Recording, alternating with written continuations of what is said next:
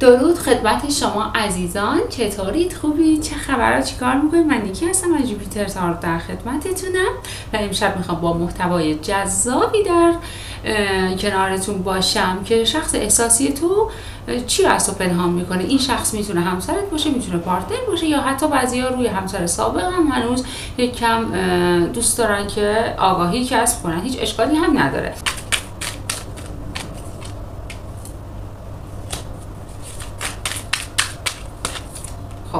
اولین کارتی که برای ما انداخت شوالیه سکه هستش که اینجا به جای اسب ببر رو به تصویر کشیده.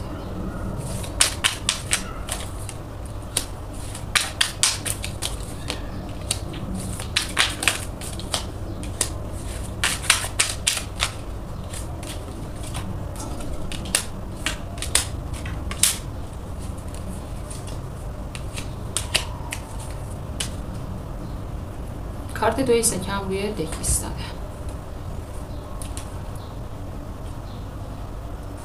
طرف مقابل، هر کسی که شما در نظر دارید، الان بهتون میگم با شوالیه‌ای که اینجا دارم سکه است، اینجا هم شوالیه شمشیر رو دارم، از سکه های خورد زیاد آورده برام. شاه جام دارم، نقش اصلی رو برای من شاه جام بازی میکنه، چه خانم باشه اون شخص چه آقا.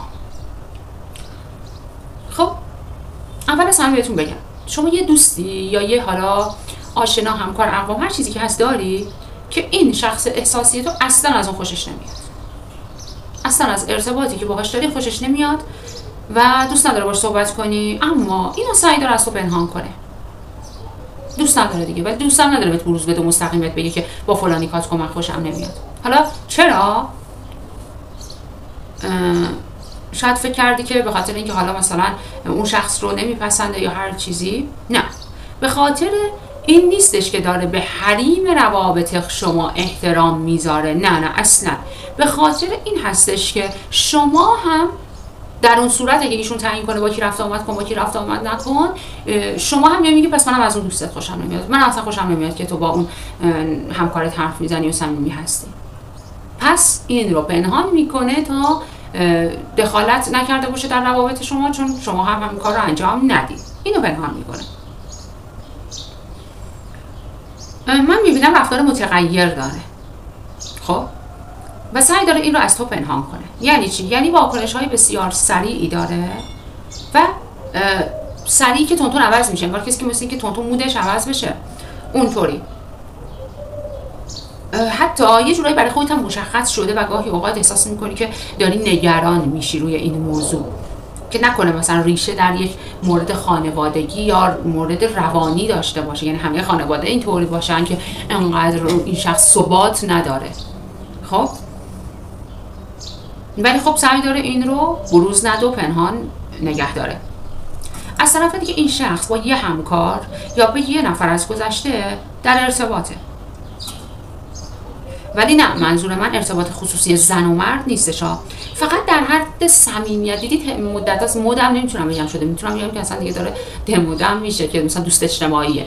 خب ما فقط دوست اجتماعی هستیم، در حالی خب جنس مخالفه، یه خانم یه آقاه، واقعا روابط خصوصی این وسط نیست اون چیزی که میدونید، ولی اجتماعی، اسم خودشون رو گذاشتن دوست اجتماعی، ولی مطمئنه که اگه خب شما بدونی خیلی مخالفت میکنی، میگی اگه اینطوره اوکی، منم میرم با همکارم با اون نمیدونم دوست نمیدونم پسر عموم یا حالا دختر عموم، بستگی داره که شخصی که نیت کردید چه کسی هست، چه نسبتی با شما داره و چه جنسیتی دارید هر دو، چون من اصلا به جنسیت ها اینجا اشاره نمیکنم.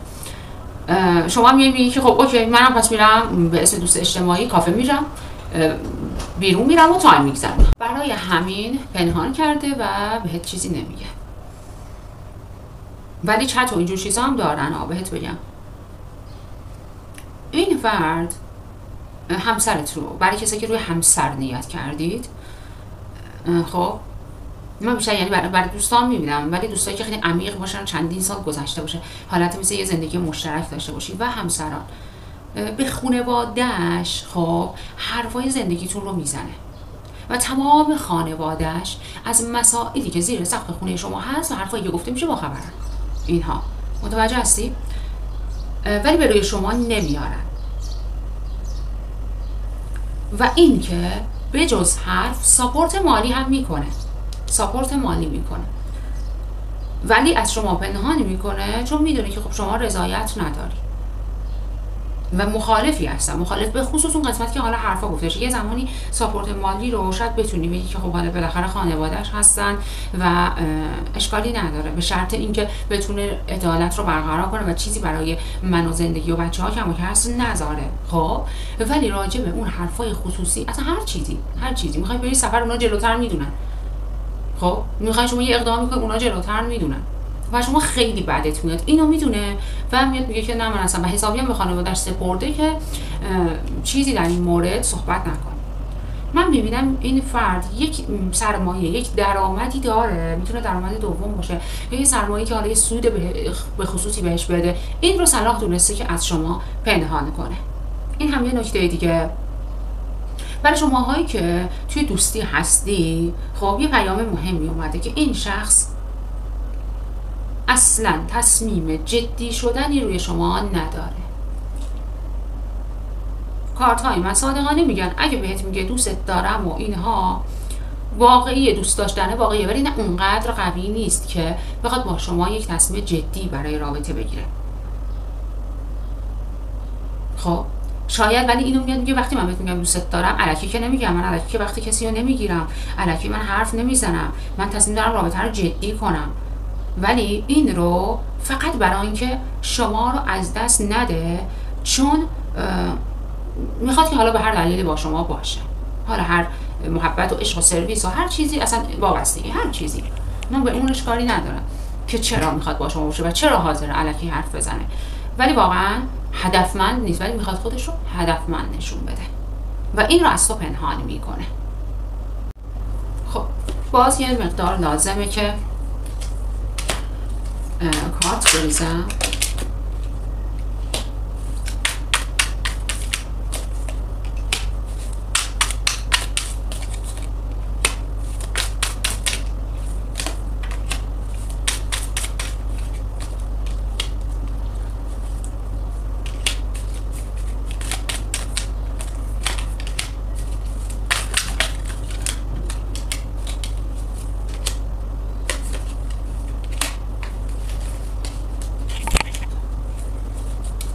خب این هم کارت عاشقان هستش که روی دک ایستاده.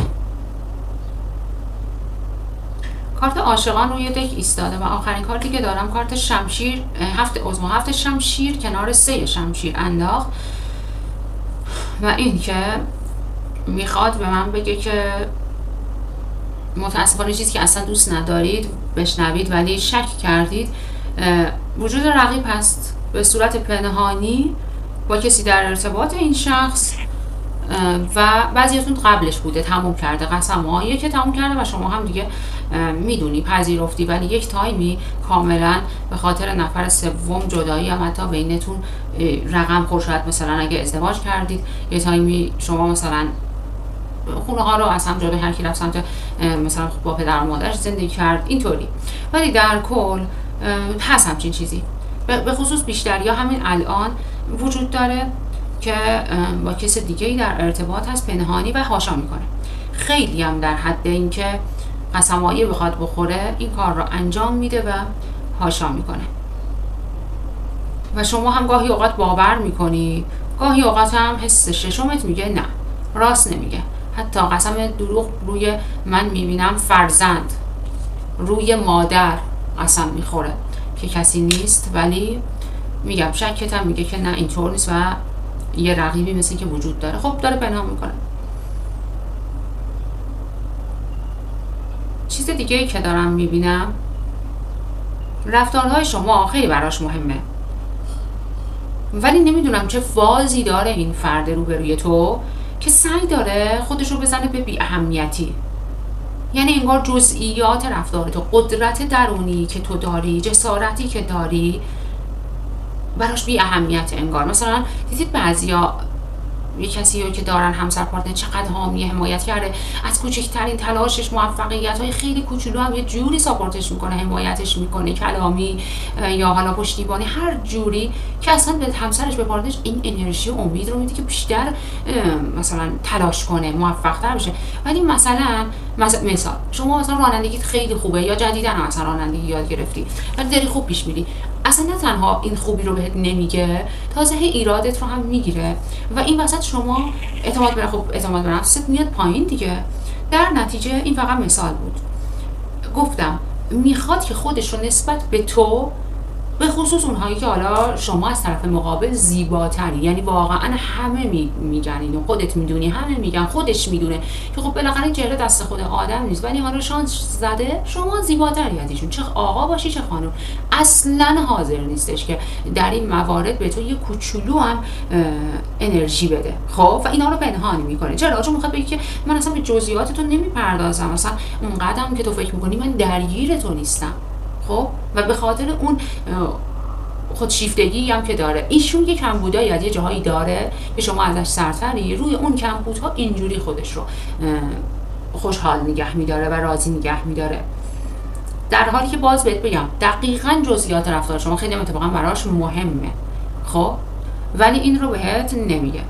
این شخص خیلی شکاکه، خب و شما هم متوجه شدی، ولی خیلی سعی داره در برابر شما اون شکاکی رو از خودش دور کنه. براش هم خیلی سخته یه جوری فیلم بازی کنه که اتفاقا اصلا شک به هیچ موردی نداره، نه تنها فقط به شما، اصلا این فرد آدمای شکاک قرار نیست فقط به مثلا همسر یا پارتنرشون شکاک باشن، این میشه تبدیل میشه به یک صفت اخلاقی و به هر چیزی شک میکنن. ایشون هم این مورد رو داره ولی سعی داره از شما پنهان نگه داره. و این که میدونه که اگه شما پی به موضوع شکاک بودن اخلاقش پی ببری ترکش میکنی. بعضیاتون اصلا در گذشته با کسی در ارتباط بودی که همین موارد رو داشت، شکاکی به صورت یک بیماری روانی داشت و حتی من موارد دو شخصیتی هم دارم میبینم از این فردی که اینجا داریم صحبت میکنیم. گفتم مودش اینا زیاد عوض میشه، در نتیجه شما اصلا یک نفری رو تو گذشته با خاطر این شک و اینا اصلا ترکش کردی و حتی احتمالی که با این فردم صحبتشو کرده باشی، صادقانه گفته باشی هست. به خاطر همین این فرد پنهان میکنه تا اینکه خودش هم توسط شما دوباره ترک نشه. به من بگید کدوم یک از شماها به ناچار مجبور شدی به خاطر یک موضوعی یه پولی از این شخص درخواست کنی؟ حتی شاید مثلا یه موضوع قانون بوده، خب قانونی و دادگاهی و اینا بوده، شما مجبور بودی، اصلا دلت هم نمیخواسته و ایشون گفتش که ندارم، شما رو مطمئن کرد که من ندارم و اگه داشته باشم کی بهتر است و این چه حرفیه، واقعا شرمنده‌ام می‌کنی، اصلا حاضرم برم و حتی اومده به شما گفته که با چند نفر صحبت کردم شرمنده‌ام، اونا کسی قرض نمیده، حالا من برات ردیفش می‌کنم، خلاص شیرین زبونی. در حالی که همون لحظه این فرد خیلی خوبم پول داشته ولی نخواسته که این پول رو به شما بده و این رو از تو پنهان کرده. بعضیاتون تازه با کسی آشنا شدید، این فرد بهتون بگم قانونا ازدواج کرده و متأهله ولی داره برای شما نقش یک فرد عاشق دلخسته رو بازی میکنه. حتی من فرزند دارم میبینم، ازدواج کرده و صاحب فرزند هست. اگه بیاد بگه که با همسرم مشکل دارم، مثل چی داره بهت دروغ میگه، نه با همسرش مشکل داره نه با چارچوب زندگیش و کاملا هم زندگیش اوکیه، فقط دلش روابط غیر از چارچوب زندگیش رو میخواد.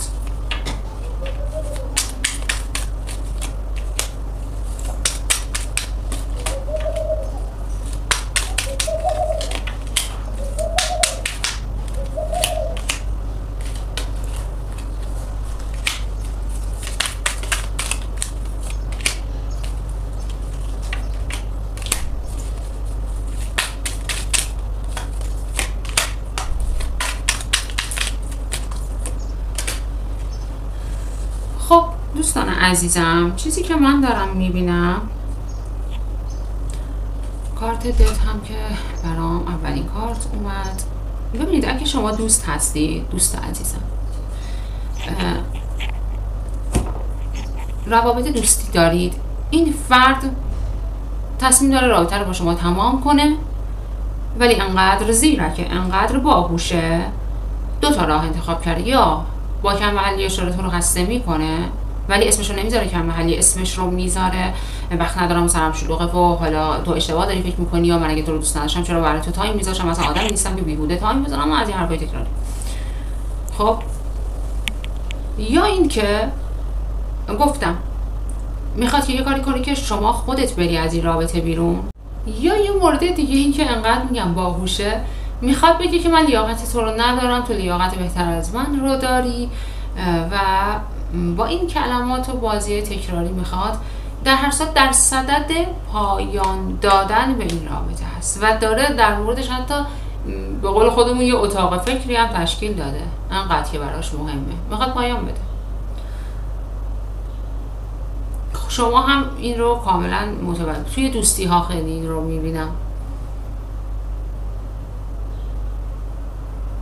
بعضی شما نشستید روی کسی نیت کردید که اصلا بهش کراش زدی، خب و کارتا دارن میگن که اون شخص تو رو خیلی میپسنده، یعنی تو روی کسی کراش زدی که اونم خوشش میاد از شما. خب باز مقوله این که کراشی روی کسی کراش زدی که میتونه متأهل باشه، یا بگی نه من خودم هر دومون متأهله، ولی این انرژی خیلی بالاست. در هر صورت اون فرد هم شما رو میپسنده، یه جورایی تو مسیر اگه هم دیگه هستید یا اگه همکار هستید، بالاخره هر وقت با شما رو دور رو در رو میشه و اینها،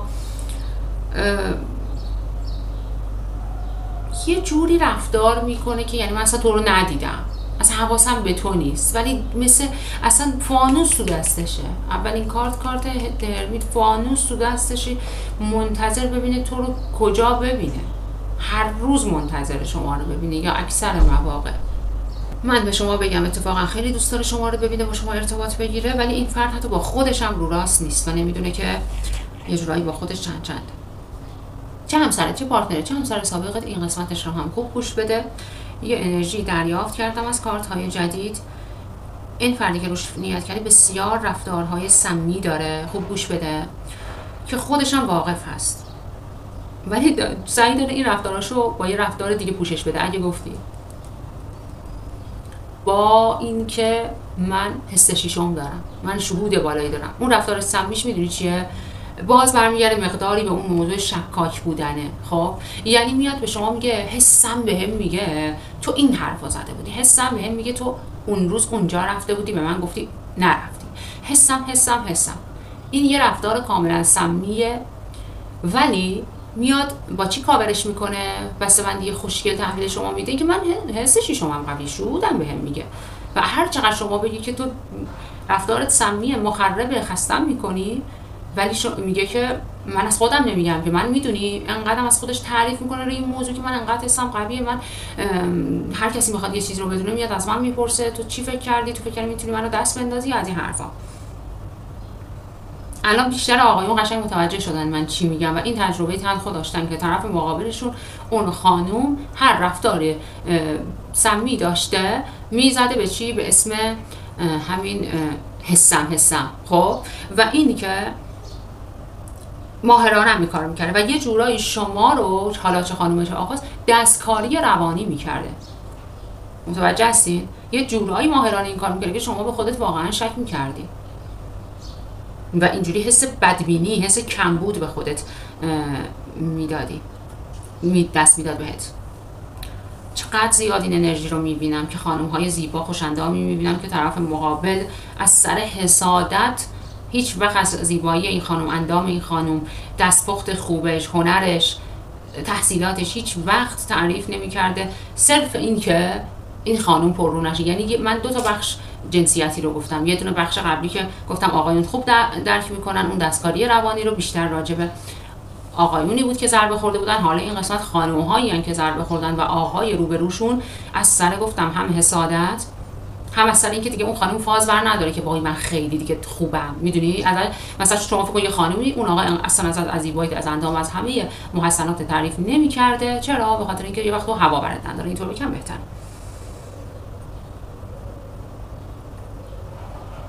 و یه جورایی حتی شما باور کنی دائم از شما حتی ایراد هم میگرفته، آقا اصلا نمیخوایم تعریف کنه، من اینجا انرژی ایراد رو هم دارم میگیرم،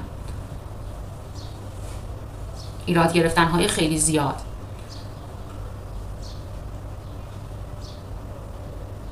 و در نهایت این قسمتش جذاب که اصلا نیست، یعنی هیچ کدوم که جذاب نبود گفته های من، کارت های من، ولی این قسمتش یه خورده آزاردهنده هم هست. بعضی از افرادی از شما، حالا اصلا فرق نمیکنه همسرت، پارتنر، وقتی که روابط خصوصی داشتی با این شخص، روابط جنسی خصوصی، این فرد کاملا فرد دیگه رو در ذهن تجسم میکرد یا میکنه. افرادی رو که حالا من هم از افرادی که در گذشته توی زندگیش بودن به هر دلیلی نیستن و هم فیلم های این شکلی که میدونید هست، از اون مدل فیلم ها نگاه میکرده دائم. اصلا صدای بعضی از شما رو در این فضا میشنوم که میگی چی ای دل غافل که نه تنها خودش نگاه میکرد، من رو هم وادار میکرد بیا ببینیم تا این حس جنسی بیشتری در هر دوی ما برانگیخته بشه، بعد با هم دیگه رابطه خصوصی داشته باشیم. خب حالا این درصد کمیه که گفتم که دعوت کنه طرف مقابل همین فیلم ها رو ببینه، درصد بیشتر اینه که خودش میدیده در خلوت خودش و بعدش در لحظه حالا رابطه خصوصی اون تصاویر توی ذهنش تداعی و زنده میشده و به خواسته خودش این کار رو میکرده.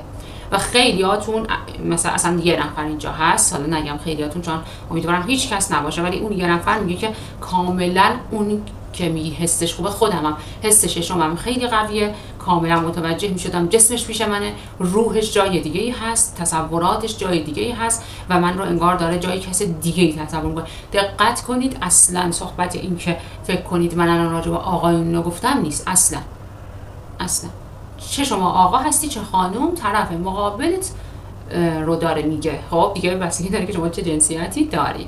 و این مورد زشت رو خب 100% که از شما پنهان میکنه، ولی کارتا خواستن بهت بگن که متاسفانه از درون این شخصیتش روی این مسائل یه جورایی اصلا دیگه داره تخریب میشه و خودخواسته این کار رو کرده.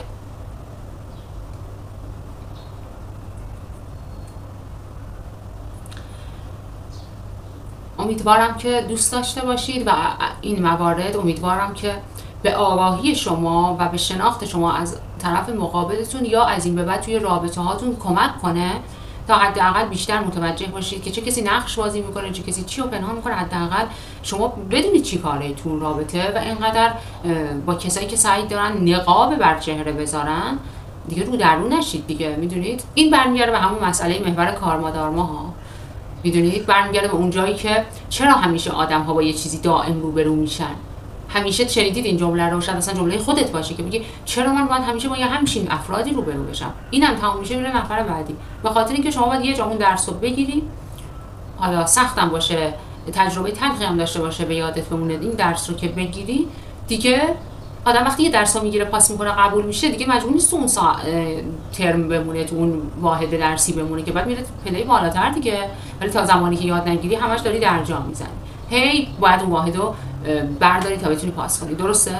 این هم همون قضیه هستش. پس هیچ وقت دیگه این سوال از خودتون نپرسید که چرا من همیشه با یه فرد مثلا خسیس روبرو میشم، چرا مثلا همیشه با یه همچین فردی که میاد من سر کار میذاره ولی در حقیقت میخواد ترکم کنه ولی بازی در میاره، یا این مواردی که اینجا هست. این برمیگرده به اون محور کارمادارمای هر شخصی که باید ببینه از چی باید درس بگیری و یاد بگیری و گذر کنی تا به سعادتت برسی.